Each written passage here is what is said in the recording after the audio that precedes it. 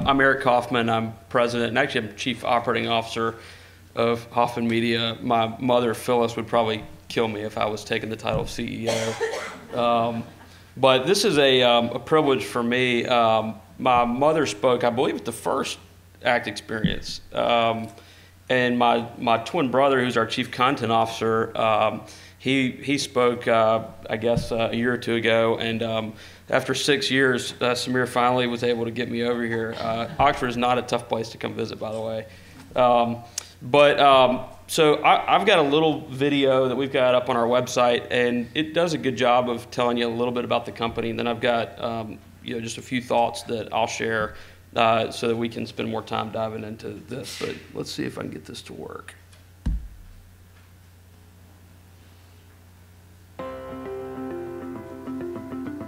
What began as a small special interest publishing company in 1983, Hoffman Media has grown into a leading company in the cooking and entertaining markets.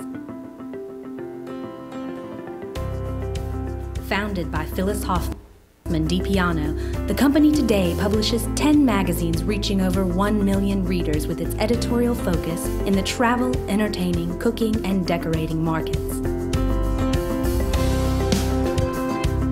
Boasting a 30 to 70 ad-to-edit ratio, advertisers find their ads surrounded by excellent editorial content in the pages of our titles. Our consumer titles are Cooking with Paula Deen, Victoria, Tea Time, Entertain, Decorate, Celebrate, Southern Lady, Fresh Style, Good Sense Cooking, The Cottage Journal, Taste of the South, and Louisiana Cooking. Hoffman Media has a commitment to excellence in every page of the magazines. Our magazines and products are voices of authority, produce knowledge, quality, and serve as an inspiration and instruction for enriched daily living.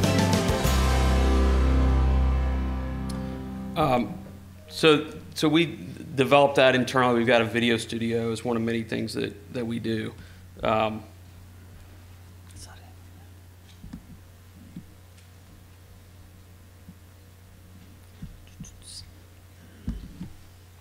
Perfect. That's my presentation. But I'm still believing print. But I'll tell you, the thing about our business that a lot of people don't know is that we started in the craft industry originally in 1983.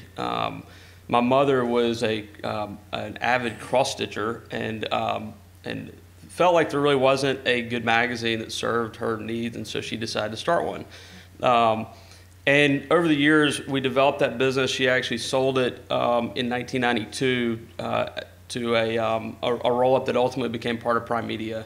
And then in 1998, she had the ability to buy back those brands, which formed modern-day Hoffman Media. And in '99, we launched Southern Lady magazine, which was our first entree into more of a lifestyle-driven publication. But I want to go back to this presentation that just happened, and if we knew then what we know now, I'm not sure that many of us would be sitting here saying, "I want to get in the magazine business." Especially if you look at our business. I mean, 1998 was when we really got going. But my mother's approach to the business, and I think it's something that, in our culture, is that we very much think of every brand and every category we're in as an enthusiast, in the same way that people cross-stitch and sew and do very niche things, even though for the most part we're not in the craft industry anymore. But it goes to the level of the way you think about the retail business, the magazines, how you price them, the quality of what you do. It really matters so much. And more importantly, Gil touched on this, but it also goes into the way you think about the pricing model with your subscriptions. So we've always believed that if you can't make money off the reader, you maybe shouldn't be in that business. And that might ruffle some feathers, but I think that our industry has a real problem. I think that we have devalued content so dramatically now that, I mean, we want to talk about the newsstand being down, but for crying out loud, I mean, you can get a magazine at the newsstand for $5, or you can get 2 years worth of subscriptions to your house. I think fundamentally that's odd. That's like buying a bag of coffee in the grocery store, and then they'll send you 2 years worth of coffee to your house for free. There's a disconnect in sort of what we're talking about here. So part of the problem is, I think it's the industry looking in the mirror a little bit and saying, is it about having the quality of our audience or the quantity of it? Advertisers, I would submit, have so many more choices and places that they can spend their dollars. Print still seems to be a pretty vibrant place for them to spend, but the introduction of programmatic and other things have really changed the way advertisers think about their budgets and how they reach people. I guess you sort of say, hi, I'm Eric Hoffman. I'm addicted to the newsstand. We believe in the retail business. We're proud of being in that business. We have grown the business rather dramatically. I mean, since 1998, that business had Southern Lady magazine. It was 6 times a year. It was our only lifestyle publication.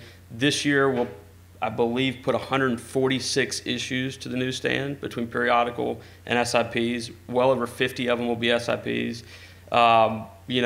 We, I think last year, sold just under $27 million worth of magazines in retail alone. I love that as part of my pitch when I talk to advertising clients, because if we want to go and work with companies that sell their product in retail, it sort of feels like we're in this thing together. If we can sort of say that too, we're reaching buyers that are choosing us, and I think that that's important to talk about here. Is that the magazines in retail, it maybe is an impulse buy, but if you've got 200 magazines sitting on the main line and the consumer chooses you, that's a big deal. And the ability to convert those people to subscribers or to buy other products, cookbooks, video tutorials, whatever it may be. I think that there's a real opportunity there. We grew the newsstand business last year. We've in a pretty troubled market. We set out this year with good intentions to continue to grow the business. We're projecting our retail business to be up about 15%. Some of it's done through same store, same product lines growing, but also increasing the quantity of product to the newsstand. And I think it's also, publishers in general looking at the business that, you can make money on the retail business. A lot of people, there's a misconception thinking that, I can, if I break even on it, it's just a marketing tactic. It helps me with my brand. That's true. I'm not disagreeing with you on that, but I think that part of the business, that's the flawed part of it, is that you're okay with getting a low efficiency because you're putting copies out and you're, convincing advertisers that your, rate base should be what it is. We're like, we have rate bases. They're natural. We set our advertising rates, to something that's reasonable. And we've always tried to discipline the company not to get too focused on that, because it is a changing environment. We do have magazines that have done very well on the newsstand. We've had to follow trends and change. One example I'll show you is that video. We attempted to publish a magazine, Good Sense Cooking, which we actually don't do anymore. We thought it was a great idea. We went to Walmart. We convinced them that we wanted to do an exclusive food magazine for Walmart. A little bit of a play off of what All You was doing. We put it together, and the creative people in the business said, "Oh, this magazine, this is the best magazine we've ever published. Look at it. It's great. It's beautiful. It's pretty." And it sold through horrible. And so we started thinking about it. Well, is this really in our wheelhouse? I mean, it's a low price point. It's a mass reach play, and is that really what we're good at? And the answer, started to come back to no. We're really focused more on that affinity. The higher household incomes, the more niche enthusiasts that like Southern food, Southern cooking, Southern homes. And so it is the newsstand is also a place to try things, and I think there's certainly a real opportunity to continue to do that, and to get indications from the marketplace if what you're publishing works. But all to say, I think that ways that this industry can improve when we get into this is, we're already sort of doing it a little bit. I mean, I look around the room and I look at our industry and I see that there's a lot of people that care more about the quality of the product. Ink on paper's been improving for 500 years and it's pretty damn good. What you can do and I think that you're starting to see higher price point products. So there is an opportunity. The visibility of what we do is also changing. I think the access to data. Gil's team at Magnet, we work with them, and it's an eye opener into looking into the newsstand business with data. I was a sort of a naysayer, and for a long time believed that there was no visibility in the newsstand, and that it was a gray area, and it was really hard to understand what was really working and if you're really making money. And the truth is that I think everybody is starting to look at the business with a lot more detail. We can look at data in a way that I've never thought we could. In fact, when we started working with Magnet, I will tell you that they actually pulled up and showed me how many copies of Taste of the South magazine we sold in the Walgreens closest to our office, and that blew my mind because I was convinced that that level of data was impossible. So I think we're all going the right direction in terms of focusing on quality, focusing on using information, and I think the industry's challenge is the focus on a more balanced business model. We think that the newsstand business is a vibrant place for our industry to continue to reach consumers.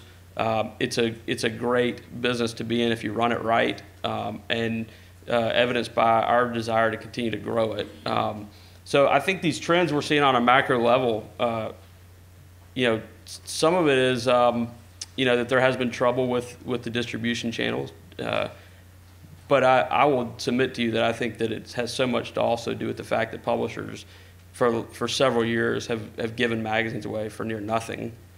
And the value proposition is really just not there for a lot of people, and we got to fix that. We got to fix that problem, and it's not going to go away until the advertising marketplace, the publishers, the newsstand channel, everyone's interests are aligned in how we deliver sort of quality content, and so that's how we built our business.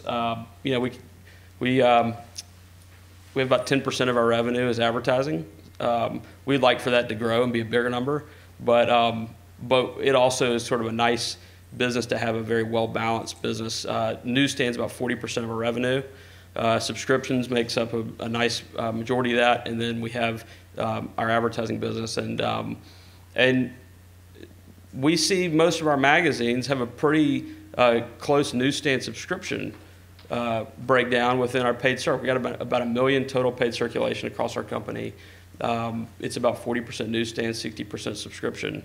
And I don't think that's because we're pushing one way or the other. I think it's because we don't really discount subscriptions, so therefore we don't have the gap that a lot of publishers have with their price points. So I would say that let's be bold about it. Let's as an industry talk about it. Let's talk about the quality of what we're trying to do, not the quantity of it. And I think that we've got a lot of opportunity to improve this business over the next 10, 20, 30 years. I'd love to see the trends on this thing, in a few years start to show upward momentum, because, again, if I had seen that back in 1999, we'd probably feel different about what we're doing today. But thank you.